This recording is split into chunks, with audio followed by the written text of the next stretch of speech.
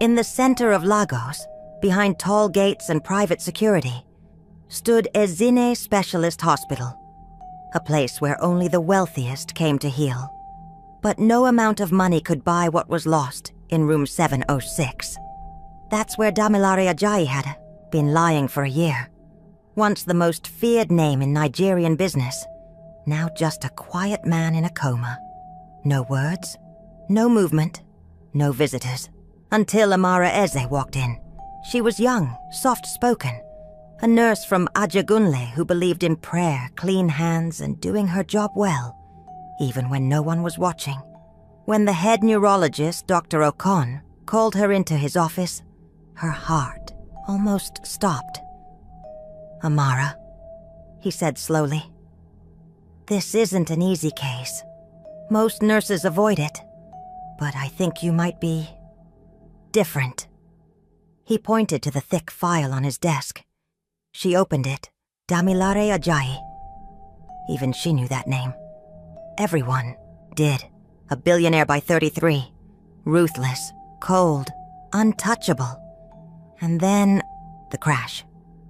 A late-night drive across 3rd Mainland Bridge. A luxury car spinning out of control. Skid marks. No brake reaction. The vehicle plunged off the edge. People said it was a miracle he even survived. Since then, silence. "I'll do it," she said quietly before she could talk herself out of it.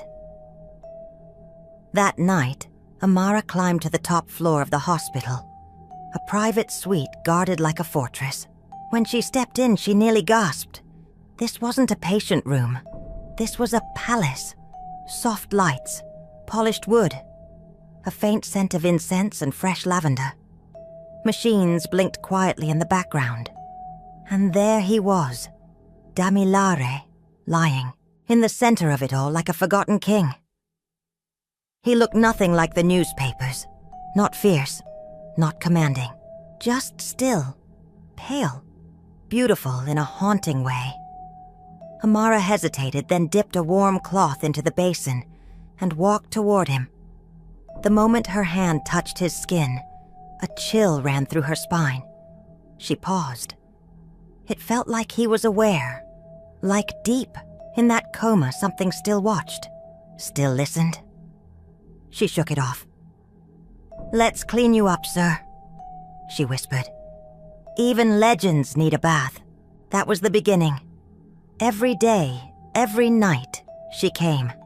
She washed him gently, spoke to him softly, told him stories about her day, complained about the nurses who gossiped, laughed about how Dr. Yusuf always stole her chin-chin from the break room.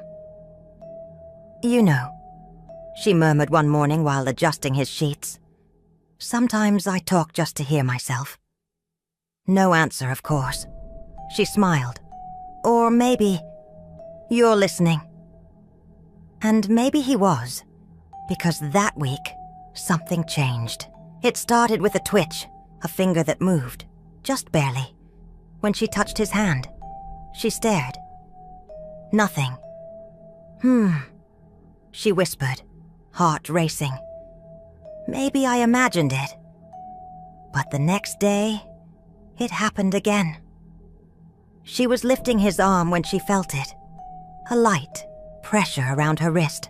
His fingers, slow and shaky, curled. Her breath caught. "Damilare?" Silence. But her heart knew. She ran to Dr. Okon. "He moved," she said. "It's real." The doctor raised a brow. Could be a reflex. "It's not," Amara said. "I felt it." Dr. Okon sighed. "We'll run tests, but don't raise your hopes." But she already had. The scans came back a week later. Increased brain activity, stronger neurological signals. Things were shifting. "Do you know what this means?" she asked, standing beside his bed later that night.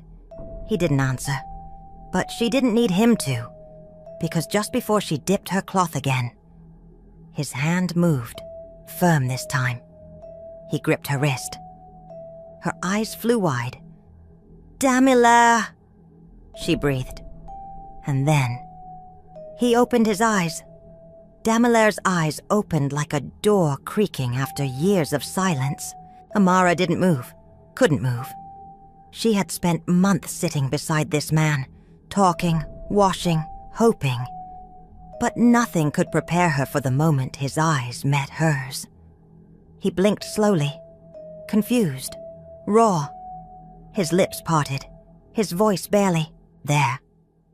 Where am I? Her knees almost gave out.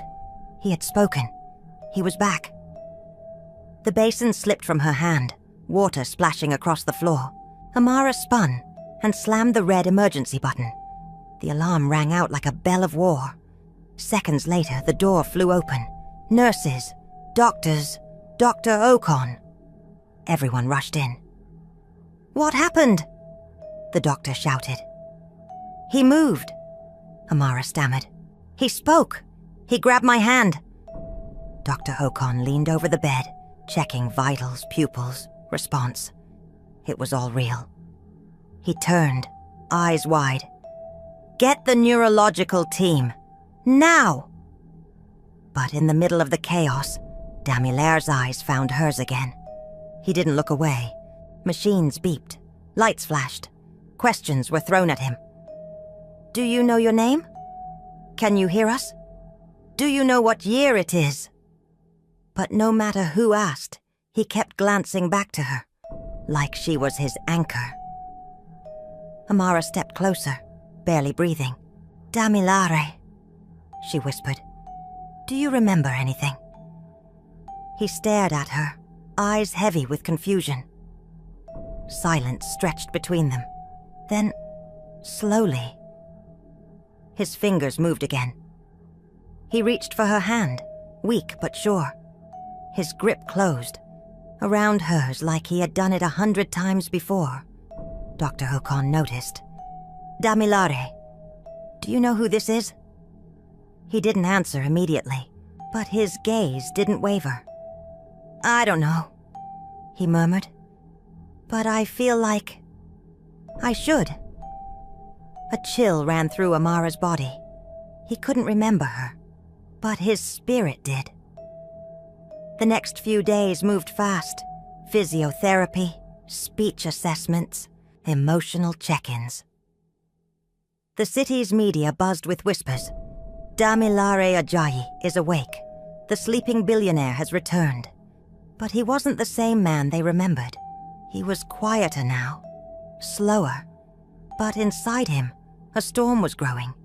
He couldn't remember the crash, no details, just flashes. And the more the doctors asked, the more restless he became. Dr. Ocon sat with him one afternoon. Let's try again, he said gently. What's the last thing you remember before waking up? Damilaire rubbed his temples, frustration written across his face. I don't know. Just flashes, pieces that don't fit. Tell me. He took a deep breath, closing his eyes. I remember a feeling, he said slowly. Like something was wrong. Like I wasn't supposed to be there. Amara sat in the corner, still and quiet. Damilaire's fingers twitched. I saw headlights, he whispered. Bright, then black. Dr. Ocon sighed. It's normal. Sometimes trauma blocks memory. It might return, or it might not. But Amara, she had a feeling. That night, long after the halls had quieted, she went back to his file. She had seen it before, but this time she read it with sharp eyes. Brake failure. But not wear and tear, not a malfunction, deliberate tampering. Her heart pounded. This wasn't just a car crash. Someone wanted him gone. And if they tried once, they could try again. She closed the file slowly. He needed to know. Damilaire's recovery was nothing short of a miracle. Within weeks of waking up, the man who once lay frozen in a hospital bed was now sitting up eating on his own and stringing together full sentences. But the road wasn't easy. His legs were stiff. His muscles had forgotten how to move. The therapists pushed him hard, but it was Amara who pulled him through. Every stumble, every groan, every time he turned away in frustration, she was right there, steady as stone. "I can't do this," he muttered one morning, gripping the cold metal of the parallel bars, sweat running down his temple. "Yes, you can," Amara said calmly, standing beside him. "You've come this far, Damilare. Don't stop now." He turned to her, breathing heavy. Her eyes weren't just saying words. They believed them. And somehow, that made him believe too. With a long exhale, he took another step. Amara's face lit up. "That's it!" And then it happened. He smiled. Not a fake smile for doctors, not a polite smile for cameras, but a real one. A smile that said, "I'm alive. I'm back. And I know who helped me get here." She didn't see him as a broken billionaire. She didn't worship his wealth. She saw him as Damilare. And that's why he found himself drawn to her. One evening after a long therapy session, she surprised him. "Come," she said. "Let's take a walk. Fresh air will help you sleep better." He agreed. What he didn't expect was how free the world would feel beyond the hospital walls. The cool night air kissed his skin. The breeze rustled the trees lining the private hospital garden.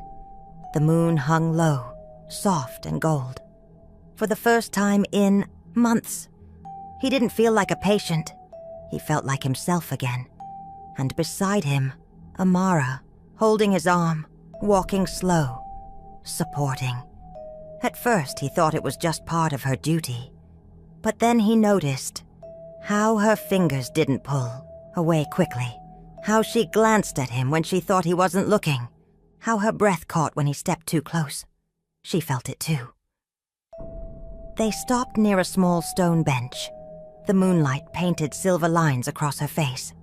He turned to her. "Amara," he began. She opened her mouth, but before she could speak, he reached for her hand, gently, intentionally. Her lips parted in surprise. Her eyes searched his face. "I don't remember anything about my old life," he said quietly. "But I know this." She waited, heart thudding. "I trust you." Her breath caught, and she didn't let go. But peace never stays long. That night, sleep didn't come easy. Damilare tossed and turned, mind racing. Then, like a flash of lightning, a memory exploded in his head. The road was dark, the rain was loud, the windshield blurred. His hands were on the wheel, tight. His mind clouded from a meeting that had ended too harsh, too bitter. Something felt off. Then, headlights. Bright. Blinding. A black SUV swerved into his lane, too fast. He turned the wheel. The tires slipped. The brakes didn't work. His pulse slammed through his chest. Just before the crash, he saw something, a man, a figure, standing on the side of the road, watching, not running, not calling for help, just watching. And then, black. Damilare shot up in bed, gasping, sweating. The memory was vivid, too vivid. This wasn't just a crash. It was a plan. The next morning, Amara noticed it instantly. His face was tense, his hands clenched. "Damilare," she asked, stepping into the room. "What's wrong?" He looked at her with eyes filled with fire. "I remembered something." She froze. "The crash?" He nodded. "It wasn't an accident, Amara." Her heart dropped. The brakes. Someone tampered with them, and I saw him, a man, just standing there, watching me crash. A chill ran through her bones. Everything she feared was real, but one question burned louder than the rest. Who did this? And why? For 2 days, Damilar said almost nothing. He sat in silence, staring out the hospital window, watching the cars below, watching the people move. But in his mind, he saw only one thing: the memory, the dark road, the SUV, the man watching from the shadows, not running, not shocked, just standing there. It haunted him. Amara stayed close. She didn't push him to speak. She just stayed, brought his tea, adjusted his chair, let him know he wasn't alone. But then one night, Damilar turned to her and said, "I need to know who did this to me." Her throat tightened. "Then let's find out." They started with his accident file. Amara went back through the old records, this time with a different eye, a sharper one. And there it was, hidden in the paperwork, like a secret waiting to be found. Brake failure, not natural, not age, not where. Tampered. Her breath caught. She showed Damilar. They both sat, in silence, staring at the word. The truth felt heavier than any bandage. Who would do this? Amara asked softly. He didn't speak, but she saw something dark flicker behind his eyes. A thought he didn't want to say out loud. They kept digging. Emails, company records, personal messages, board meeting notes. And then they found it. A money transfer. Large, suspicious, clean on the outside, dirty underneath. Sent just days before the accident to a man named Felix Adepoju, a criminal. A name attached to staged accidents, fraudulent schemes, and government bribes. The sender, Nosa Ajayi, Damilar's half-brother. The silence in the room became unbearable. His hands gripped the chair. His jaw tightened. "It was him," he said, voice low. Amara stared, her chest tight. "Are you sure?" He nodded slowly. Nosa had always been jealous, always bitter, always hidden in Damilar's shadow. When their father passed, it was Damilar who got the company, the name, the legacy. Nosa had gotten silence, until now. "Damilar," Amara whispered. "He tried to kill you." His voice dropped to a whisper. "And now, I'm going to make sure he answers for it." They planned everything carefully. No anger, no explosions, just calm, smart revenge. A call was placed, a meeting arranged, one Nosa couldn't resist. They told him Damilar was recovering and wanted to see him, one-on-one. No doctors, no guards, just family. The trap was set, that night inside the family mansion in Ikoyi, the same place where Damilar had once grown up. The air was thick with old money and old lies. Nosa sat in the dark study, swirling his drink. He didn't look surprised when Damilar walked in. Well, he said, smirking. "The ghost rises." Damilar didn't smile. "Why did you do it, Nosa?" Nosa laughed, cold, smooth, like he'd rehearsed it. "Why?" he said, standing up. "You really have to ask?" Amara stepped forward from behind Damilare. "You tried to kill your own brother? For what? For a seat at the table?" Nosa's face twisted. "For everything that should have been mine," he snapped. "You were always the chosen one, the golden boy. I was nothing but the leftover." "You tried to murder me," Damilar said, stepping closer. "You hired a criminal to end my life." Nosa raised his glass. Guess it didn't work. Shame. Amara clenched her fists. "You don't even regret it, do you?" Nosa smirked. "No. I regret not finishing the job."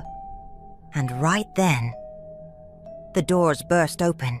2 officers in plainclothes stepped inside. "Nosa Ajayi," one of them said, flashing a badge. You're under arrest for attempted murder." Nosa's face drained of color. He spun around to Damilare. "You set me up." Damilare tilted his head. "Calm. No, brother. You did this to yourself." Nosa shouted, fought, cursed. But the cuffs clicked anyway. And as they dragged him out of the mansion, kicking and screaming, a strange silence returned. This time it wasn't pain. It was peace. Justice had come. And the shadow hanging over Damilare's life was finally gone. The Carter estate, once cold and quiet, now felt warm. The shadows had lifted. The lies were buried. Justice had been served. But one thing still lingered between Damilare and Amara. The unsaid. She was still his nurse, his friend, his miracle. But neither had spoken the full truth of what they felt, until one night, everything changed. Amara walked into the dining room and froze. The table was set with soft candlelight, 2 plates, rose petals, wine chilled in a silver bucket. The skyline of Lagos glittered behind the glass. Her heart skipped. "Damilare, what is this?" she asked, turning. He stood behind her, hands in his pockets, eyes soft but steady.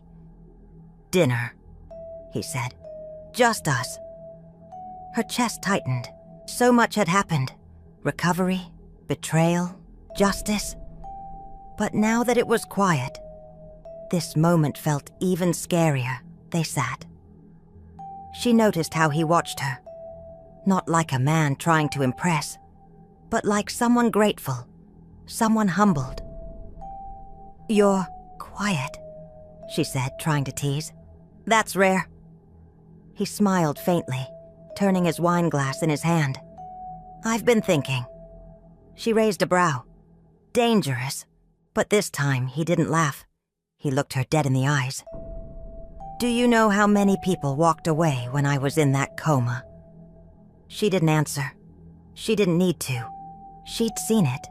His family, his friends, all of them. Gone. "But you didn't," he whispered. "You came. Every day. When I couldn't speak, move, or even blink, you still stayed." Her throat burned.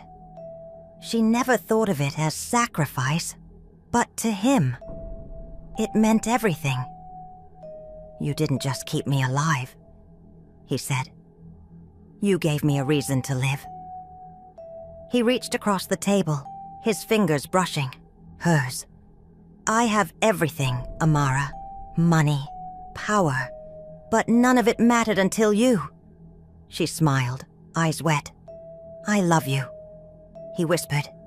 And in that moment, everything changed. Weeks later, Damilare was strong again. This time, he walked into a boardroom with Amara beside him. On a golden evening, he led her to the rooftop. "It's beautiful," she whispered.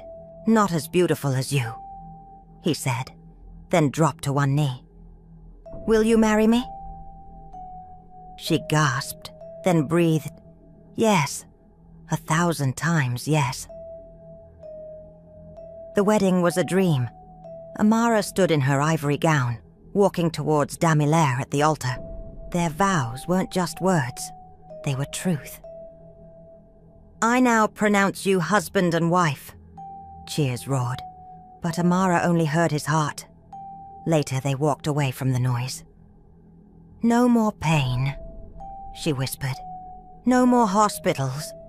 He said, "I used to want a peaceful life," she said. "Now I want this life, with you." He looked into her soul. "You are the greatest thing that ever happened to me." And under the night sky, their story began. Love isn't about timing or gifts. It's about choosing someone, even when staying is hardest. When Damilare lost everything, Amara stayed. And love, not money, saved him. What would you do if the one person who saved your life became your whole world? Do you believe love can truly heal what money never could? Let us know in the comments. And don't forget to like, share, and subscribe for more soul-stirring African tales.